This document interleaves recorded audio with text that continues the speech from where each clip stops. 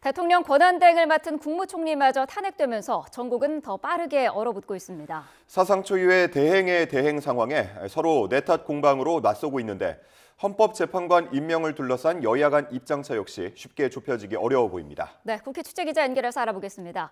박정현 기자, 최상목 대행 체제가 시작됐는데 먼저 야당 입장은 어떻습니까? 네, 야당이 한독수 총리를 탄핵한 배경엔 현재 공석 상태인 국회목 헌법재판관 3인의 임명 문제가 가장 크게 작용했습니다. 최상목 대행 역시 헌법재판관 임명에 어떠한 태도를 취하는지가 가장 중요한 변수로 꼽힙니다.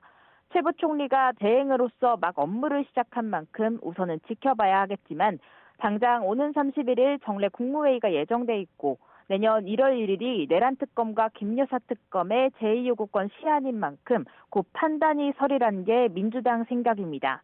당 핵심 관계자는 통화에서 최 대행 역시 헌법재판관 임명에 유보적 태도를 보인다면 인내심에 한계가 오는 상황이 오지 않겠느냐고 설명했는데요. 최 대행에 대한 탄핵 소추 카드 역시 완전히 배제하지는 않는 기류입니다. 야당은 동시에 국민의힘을 향해서도 헌법재판관 임명을 언제까지 미룰 셈이냐며 무조건 임명이 안 된다는 식이니 어떻게 여야 타협이 가능한 상황이겠냐고 반문했습니다. 특히 어제 김용현 전 장관 기소로 계엄당의 윤 대통령의 불법 지시, 사전 계엄 모의 정황 등이 드러났다며 공세 수위도 더 끌어올리는 모습입니다.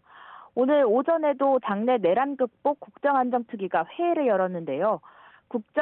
김 전 장관 공소장에 드러난 윤 대통령 모습은 현대판 전두환 모습 그대로였다며 즉각 연행돼야 한다고 목소리를 높였습니다.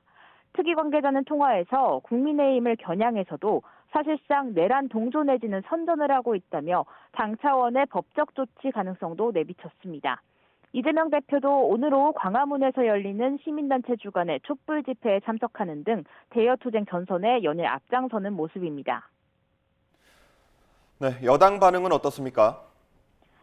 네, 국민의힘은 이번 한덕수 권한대행에 대한 탄핵을 두고 국정 초토화, 무정부 사퇴를 위한 민주당의 줄탄핵 기획이 사실로 드러난 셈이라며 강하게 반발했습니다.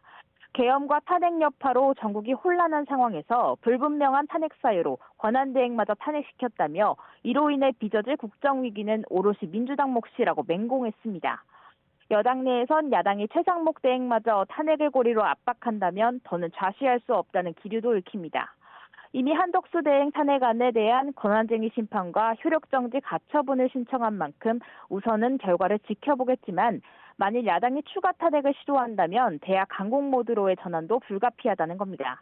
동시에 한대행 탄핵안을 과반 찬성으로 통과시킨 우원식 국회의장을 향해서도 의장 권한을 넘어선 자의적 결정이라며 법적 조치 검토도 고려하겠다는 입장입니다. 헌법재판관 임명 문제 역시 물러설 수 없다는 분위기입니다. 여당은 한대행이 헌법재판관 임명을 지연시켰다는 야당의 주장을 전형적인 프레임 씌우기라고 지적하고 있습니다. 여당 핵심 관계자는 통화에서 한대행이 헌법재판관 임명에 여야 합의가 필요하다는 대국민 담화를 내놓자마자 거의 곧바로 야당이 탄핵 절차에 돌입했다고 강조했습니다.